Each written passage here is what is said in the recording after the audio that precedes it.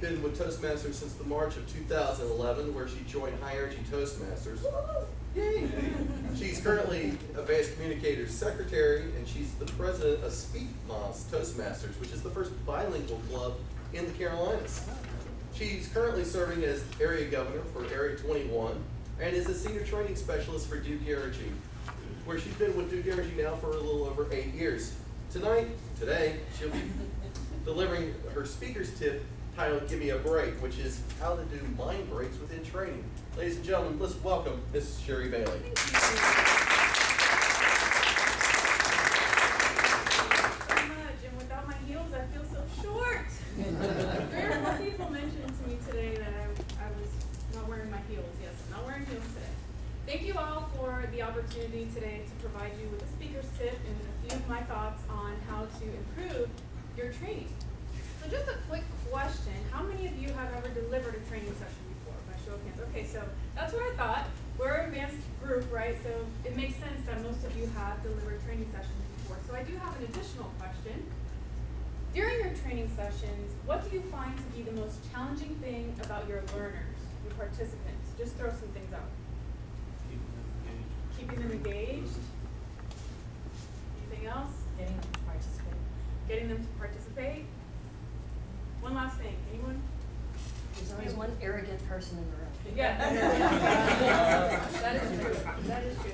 And that's perfect. Those responses are perfect because it all comes down to one particular thing, which is the disengaged learner. That, in my opinion, is the most challenging thing for me as well. What I find, and what in my years of training, I call this the TBD syndrome. And we associate TBD naturally with to be determined, right? It goes on our calendar, to be determined. But TBD to me means tired, bored, and distracted. And if you have a disengaged learner in your training session, they are likely suffering from one of those 3 things. Or even worse, all 3 of them. I recently went to a conference in Orlando, Florida, the ATD conference. Jamie is familiar with this as well. ATD is Association for Talent Development. So this is a group of thousands and thousands and thousands of trainers and facilitators, and even some instructional designers.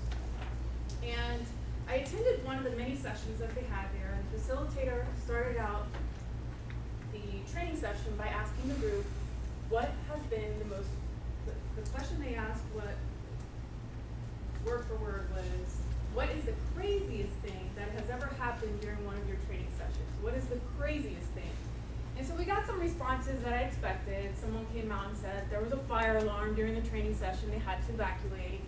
Someone else said they had a group of people in the back who were in a heated discussion and it turned into a physical fight.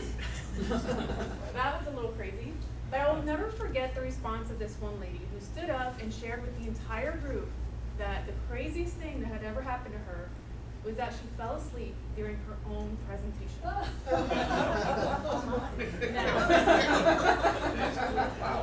I am a training specialist at Duke Energy in the area of HR, human resources. And as you all know, human resources is not fun. It is very boring. But never in my life have I fallen asleep to the sound of my own voice. That's pretty bad. And I say all this because the bottom line is training is boring. Training is sometimes very boring. As training facilitators, we don't always get to choose what we deliver, especially in the corporate world, and we don't always get to design our own material. We get something off the shelf and we have to learn it and deliver it. So how do we as training professionals get around those disengaged learners, those people who don't want to be there and find it to be tiring, boring, and distracting? One of the things that you could do, is anyone familiar with Bob Pike? Bob Pike. Bob Pike is described as the trainer's trainer. He's written dozens of books, done dozens of videos, and he trains every year at the ATD conference. So he's very familiar with training and facilitating. He has what he calls the 90-20-8 rule. 90/20/8 rule. And that is, deliver no more than 90 minutes of content, change the pace every 20 minutes, and then engage the audience every 8 minutes. In other words, give your audience a break every 8 minutes. And that's brilliant because how the television networks operate, they don't go more than 5, 8, maybe 10 minutes without giving you a commercial break. So we are conditioned as a culture to give our minds a break after every 8 or 10 minutes or so. So that's a brilliant format. I have been using that, and I will share with you today a list of techniques I've used to operate this way. So every 8 to 10 minutes, I will do one of the following, either a teach back method. Is anyone familiar with teach back? So I will maybe ask a question, ask what have you learned in the last 10 minutes, tell me something that you can take back and implement right away, and get a couple of people to give you some feedback.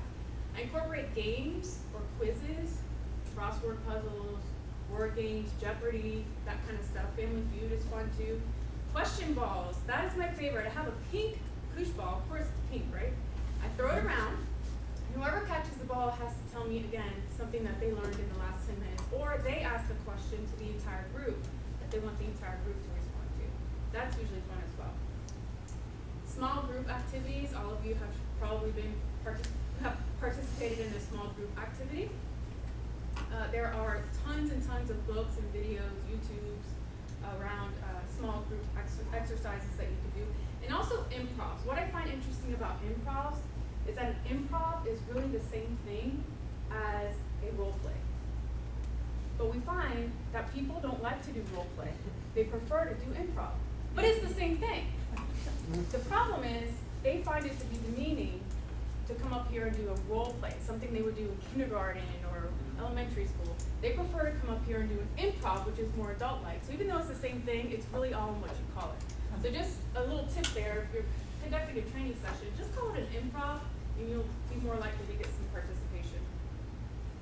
In that spirit, Johnny, since you're evaluating me in Spanish, I'm just kidding. You don't have to respond in Spanish. I would like for you to tell me one thing that you learned in the last 8 minutes or 6 minutes. The 90-20-8 rule. Perfect. And I would like for you to point out someone else in the room who you'd like to give a teach back. Bellamy. Who made you mad? Hello, Daryl Belby. I learned about using the word improv versus role play. Me and Kate were actually talking earlier about word choice and how words can make a difference. So that's one thing I'm definitely going to keep in mind is make sure I pay attention to the words because words do matter. Excellent. And if you would point out one last person. All right, Give Mrs. us- Jamie Stain. The 80-20-8 principle I did not know was actually attributed to Bob Pike, so I learned that. Excellent. All right, well, I hope this has been helpful for you. I hope you've been able to take some tips back and that you've had some